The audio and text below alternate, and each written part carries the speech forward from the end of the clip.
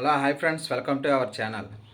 శ్రేష్ట second round counselling వరకే ఉంటుందని చెప్పి మనం అయితే నోటిఫికేషన్లో షెడ్యూల్ ఇచ్చినప్పుడు చూడడం అయితే జరిగింది. కాకపోతే ఇప్పుడు మూడో రౌండ్ కౌన్సిలింగ్ కూడా వాళ్ళైతే వెబ్సైట్లో మనకు అప్డేట్ చేయడం అయితే జరిగింది.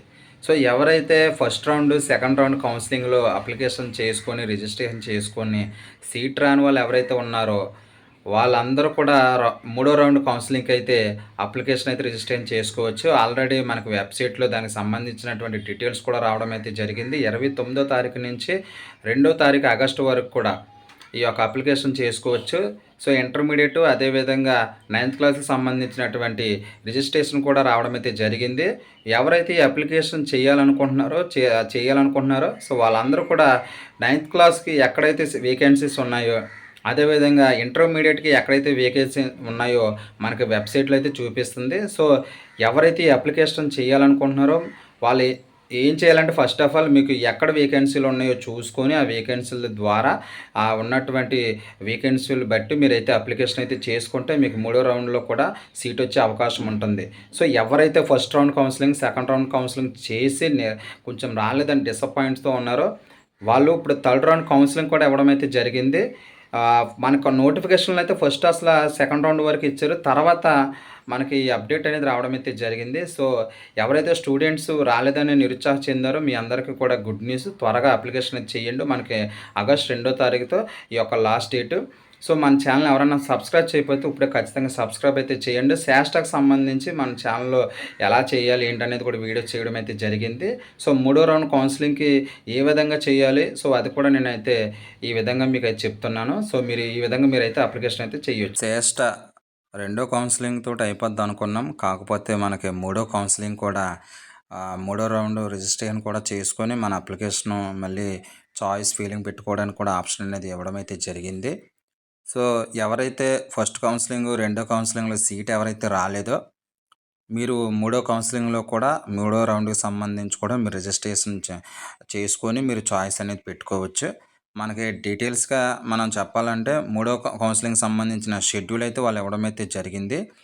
సో ఇంటర్మీడియేట్‌కి అదేవిధంగా 9థ్ క్లాస్ ఎవరైతే ఈ యొక్క శాస్త్ర ఎగ్జామ్ అయితే రాశారో వాళ్ళకి ఇంటర్మీడియేట్ పెట్టుకోవడానికి ఉంది. అదేవిధంగా 9థ్ క్లాస్ కూడా మీరు చేసుకోవచ్చు, కౌన్సిలింగ్ అనేది చేసుకోవచ్చు. సో మనం 29/7/2025న ఆ రోజు నుంచి మూడో రౌండ్ కౌన్సిలింగ్‌కి 6 గంటలకు స్టార్ట్ అవుద్ది. మనకి 2 ఆగస్టు 2025 నైట్ 12 దాకా ఈ యొక్క ఆప్షన్ అనేది ఉంది.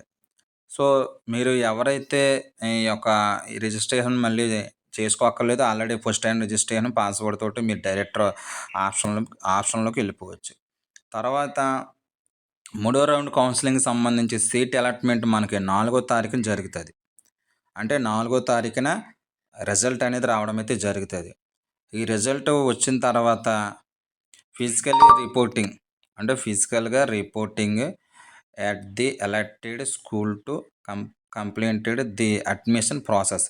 అంటే ఎవరికైతే సీట్ వచ్చిన ప్రతి ఒక్కరు కూడా ఫిజికల్‌గా రిపోర్ట్ అవ్వాల్సి ఉంటుంది. మీకు 4వ తారీఖున రిజల్ట్ అనేది రావడం అయితే జరిగిద్ది. రిజల్ట్ వచ్చిన తర్వాత ఫిజికల్ రిపోర్టింగ్ అంటే ఆగస్ట్ 5వ తారీఖున నుంచి ఆగస్ట్ 9వ తారీఖు వరకు కూడా ఈ యొక్క కౌన్సిలింగ్ ప్రాసెస్ అనేది జరుగుతుంది.